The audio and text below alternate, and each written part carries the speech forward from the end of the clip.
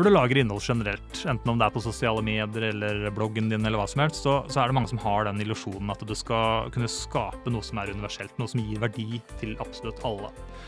Hvis man tygger litt på den, så det veldig vanskelig også å kunne lage et eller annet som gir verdi for alle, noe som interessant for alle. Og så klart, det ikke alle ting som like interessant for alle generelt. La oss si, lager du innhold rundt finans, så det en veldig liten følgemasse som vil følge deg.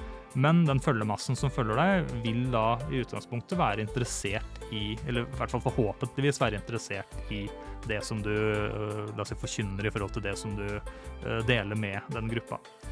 Så en illusjon at du skal prøve å lage noe som treffer alle. Det i stor grad ganske vanskelig. Så man sammenligner ofte det innholdet som man produserer med, la oss si, mer, la oss si, universelt og generelt innhold. Det på en måte, la oss si, folk har humor i en eller annen retning som en større mengde mennesker har. Noen danser med mindre klær på, andre ting, som treffer en bredere flate av universalitet i forhold til ting.